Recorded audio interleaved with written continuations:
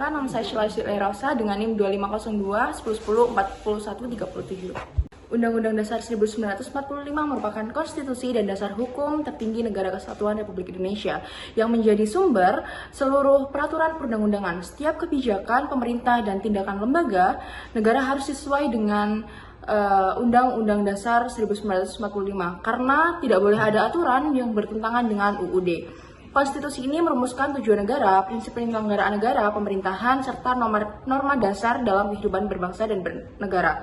Selain itu, Undang-Undang Dasar 1945 merupakan struktur lembaga negara, pembagian kekuasaan legislatif, eksekutif, dan yudikatif, serta memuat jaminan hak asasi manusia, serta kebebasan berpendapat, hak pendidikan, dan perlindungan hukum. Sebagai dasar tertinggi UUD 1945, dilindungi mekanisme konstitusional yang ketat untuk menjaga supremasinya. Jika ada undang-undang yang bertentangan dengan konstitusi, Mahkamah Konstitusi berwenang untuk membatalkan agar seluruh aturan tetap berada dalam koordinator UUD 1945.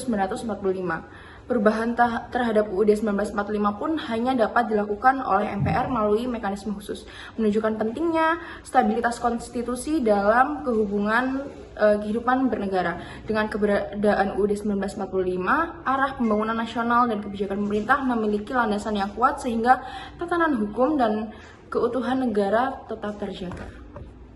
Baik, saya Muhammad Syadal Faza dengan NIM 25071011303 akan menjelaskan urutan peraturan perundang-undangan yang kedua dan ketiga, yaitu TAP MPR dan Perpu.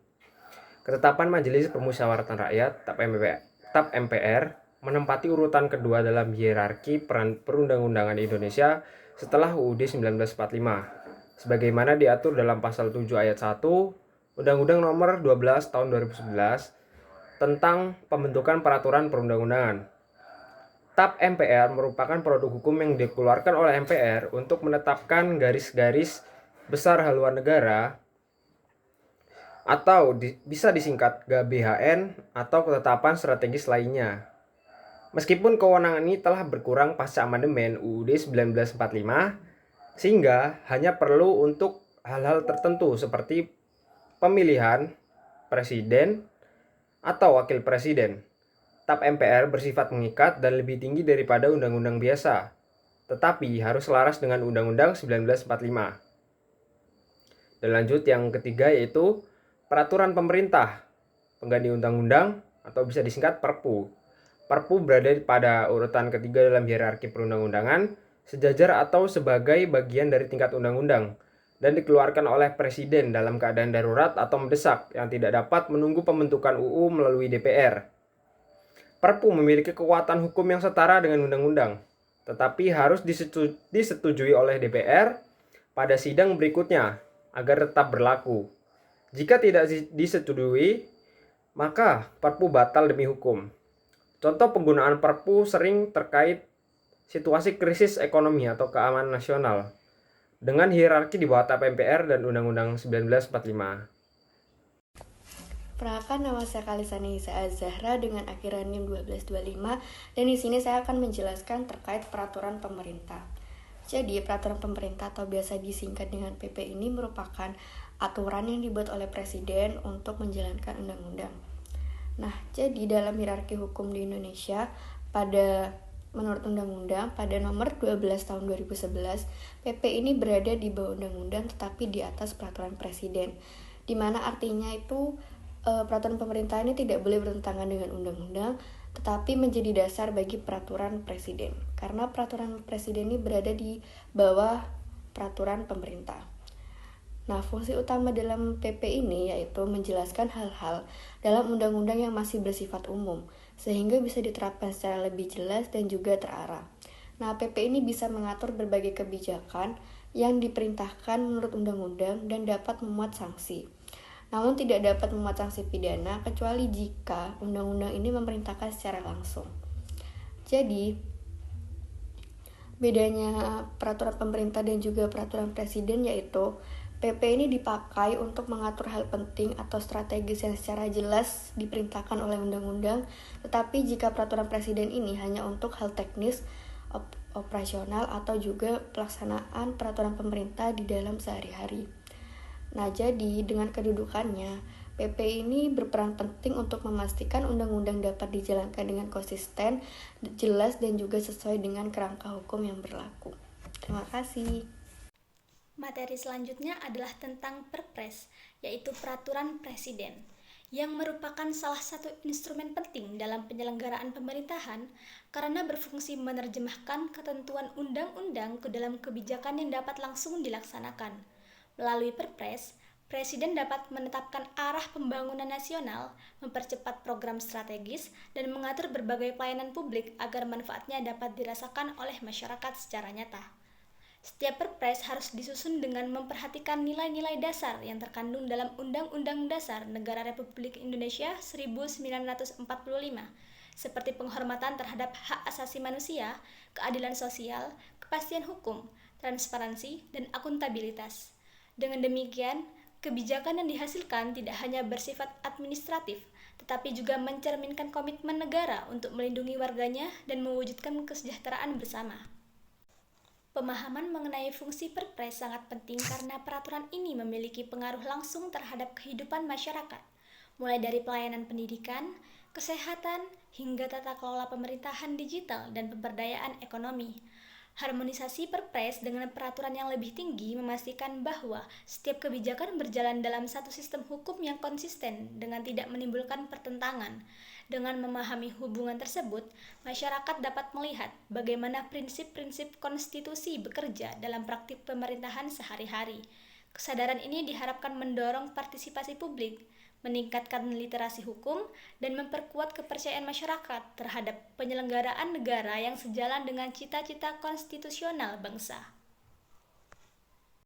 Assalamualaikum warahmatullahi wabarakatuh. Perkenalkan saya Zelentania Rifabel dengan NIM 250710101114.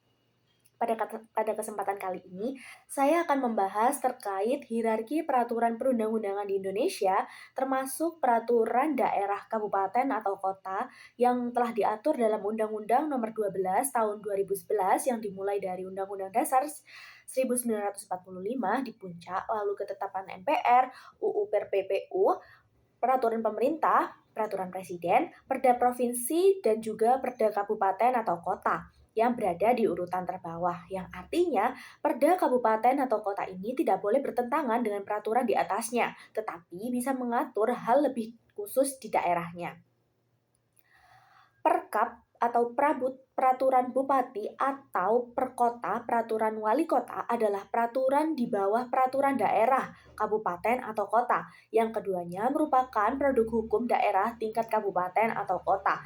Dengan perda dibentuk oleh DPRD dan bupati atau wali kota bersama.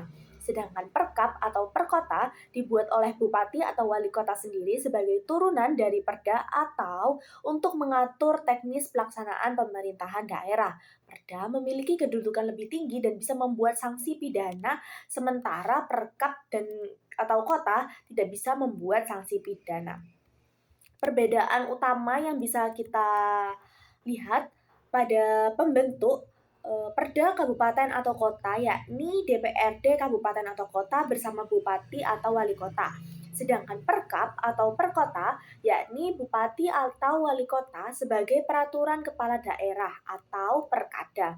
Kemudian hierarki pada perda itu lebih tinggi menjadi payung hukum bagi perkap atau perkota.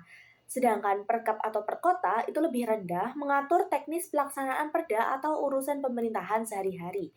Muatan sanksinya, perda ini dapat memuat sanksi pidana, denda atau kurungan, sementara perkap atau perkota tidak boleh membuat sanksi pidana, hanya saja sanksi administrasi. Nah, kapan kita menggunakan perkap atau perda?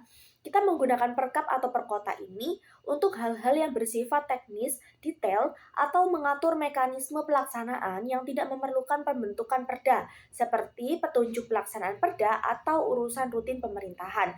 Sedangkan kita menggunakan perda untuk mengatur hal-hal yang bersifat umum, strategis, atau mengatur kewenangan daerah secara menyeluruh yang membutuhkan persetujuan dari DPRD dan memiliki kekuatan hukum yang lebih mengikat. Perkenalkan, nama saya Nanda Nisin Sabita Faizati dengan NIM 2507 1010 1275. Di sini saya akan menjelaskan sedikit mengenai Perda atau Peraturan Daerah. Peraturan Daerah atau Perda adalah peraturan perundang-undangan yang dibentuk oleh DPRD dengan persetujuan bersama kepala daerah, yaitu gubernur atau bupati. Perda sendiri merupakan peraturan pelaksana di tingkat daerah untuk menjalankan peraturan yang lebih tinggi dan menampung kebutuhan serta kekhususan lokal. Definisi dan kedudukan Perda sendiri telah diatur di dalam Undang-Undang Nomor 12 Tahun 2011 tentang pembentukan perundang-undangan yang kemudian terakhir diubah menjadi Undang-Undang Nomor 13 Tahun 2022. Kemudian, menurut Undang-Undang Nomor 12 Tahun 2011 sendiri, peraturan daerah memiliki kedudukan sebagai peraturan perundang-undangan yang paling rendah dalam hierarki tata urutan peraturan perundang-undangan di Indonesia. Namun, Perda sendiri tetap wajib ditaati di wilayah yurisdiksinya. Perda dibagi menjadi dua tingkatan. Yang pertama yaitu Perda Provinsi yang berlaku di wilayah provinsi dan dibentuk oleh DPRD Provinsi bersama Gubernur. Dan yang kedua yaitu Perda Kabupaten atau Kota yang berlaku di wilayah kabupaten atau kota dan dibentuk oleh DPRD Kabupaten atau Kota bersama dengan Bupati atau Wali Kota. Perda sendiri memiliki peran yang krusial dalam mengatur kehidupan masyarakat di tingkat daerah. Fungsinya yaitu sebagai berikut. Yang pertama, pelaksanaan regulasi pusat. Yang kedua, menampung kekhususan lokal. Yang ketiga, pengaturan otonomi. Dan yang keempat yaitu pemberian sanksi.